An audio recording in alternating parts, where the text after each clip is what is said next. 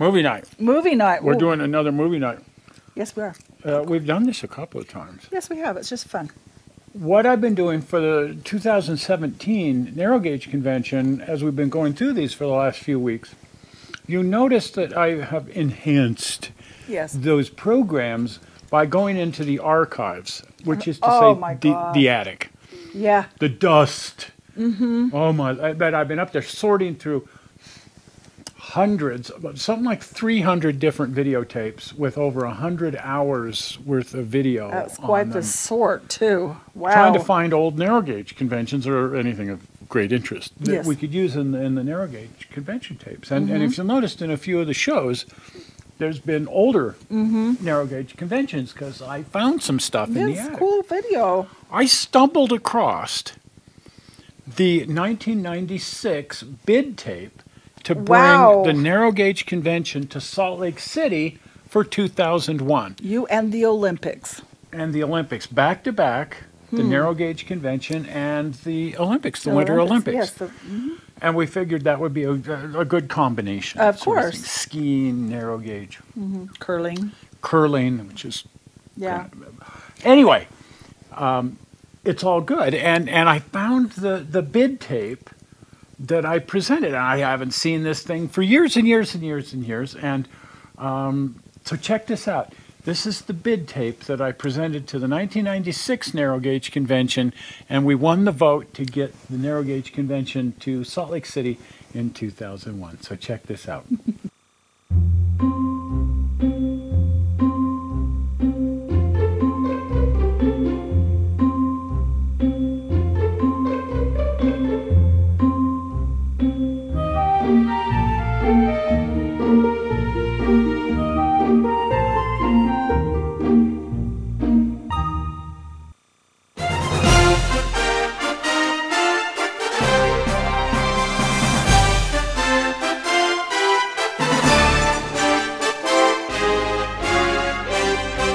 Located on the western edge of the Rocky Mountains, the Salt Lake City area was the western terminal of the Rio Grande Western.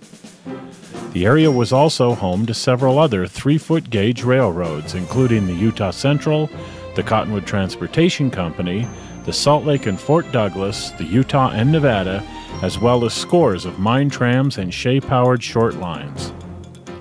Many of the grades of these railroads survive as ghost railroads in the spectacular scenery of the Salt Lake City area.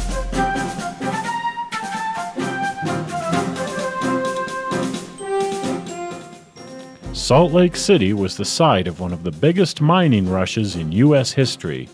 The Ochre Mountains on the west side of Salt Lake City alone have produced more wealth than the Comstock, the Mother Lode, the Yukon, and all of the Colorado gold mines combined.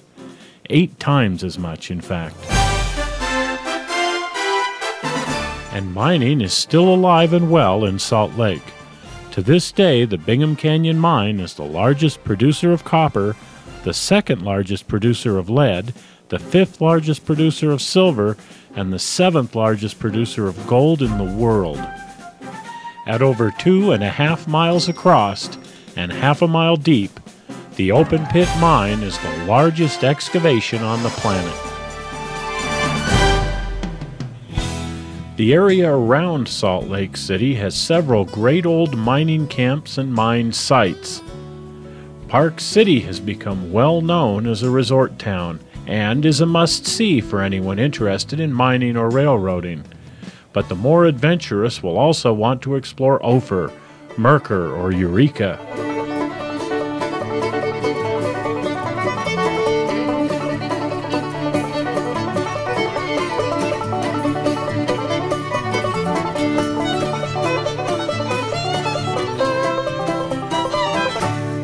And let's not forget layouts. Ron Wolters, recipient of 2 Gazette Awards, has started an SN3 layout patterned after the Eureka Hill Railroad, which should be nearing completion by 2001. Steve Stribel's ON3 Rio Grande and Pacific is one of the finest layouts in the area and was featured in Railroad Model Craftsman. This is a must-see.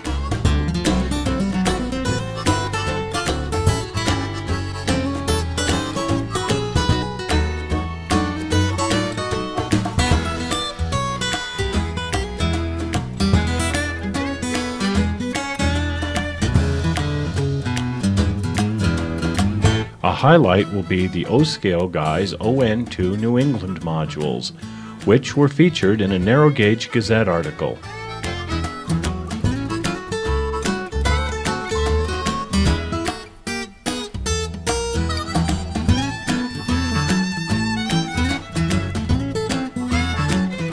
HO, Garden Railroads, Modular, and Live Steam. There are just too many layouts to list. Even Don Hendrickson, who models in the strange half-inch N3 and was the recipient of the Gold Award for his Denver and Rio Grande drop-bottom gondola at this year's NMRA convention, is building a modular layout. Whatever your taste, you should find something that excites you. Oh, and we mentioned something about an extensive narrow gauge railroad. If you've never heard about a narrow gauge railroad in the Salt Lake City area, that's because it's so well hidden. In fact, it's underground. There are some 1,500 miles of 18-inch gauge track in the mine tunnels under Park City, and anyone with the pluck to venture to the 1,500-foot level will be given a train ride they will never forget. 4 miles in and a quarter of a mile down, and you will see the equipment that was used to bring the silver out. And yes, it's safe. Safer than flying over water, anyway.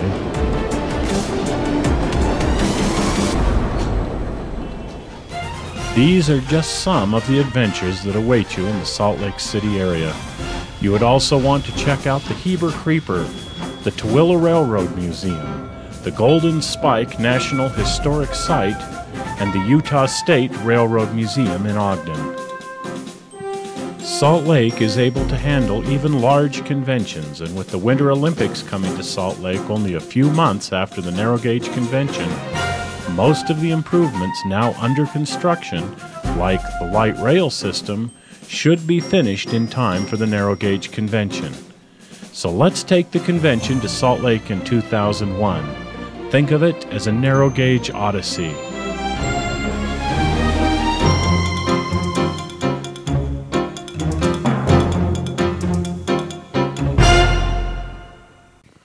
That was pretentious.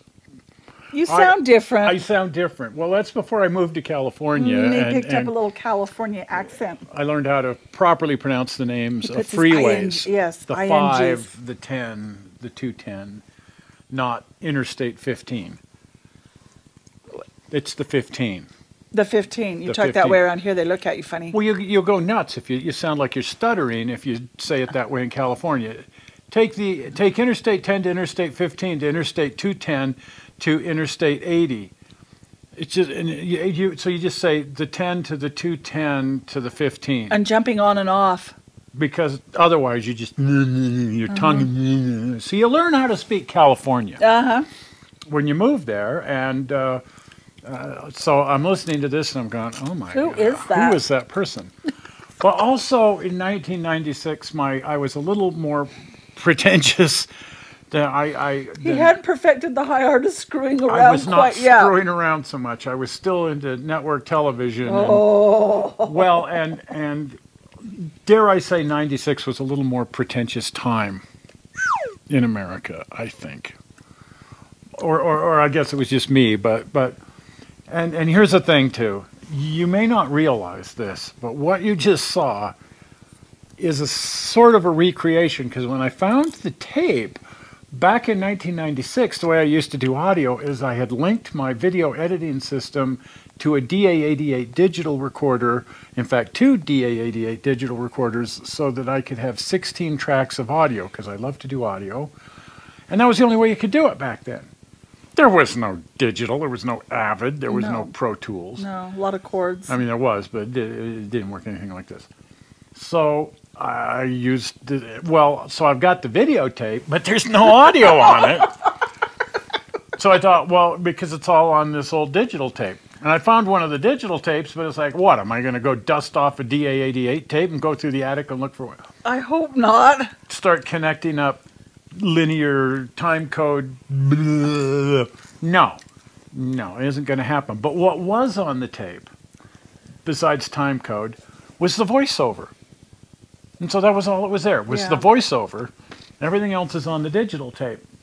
So I just sat down and recreated from memory what had been the music and the sound effects and the production audio was gone too. That all had to be recreated. Anyway, hashed all that together.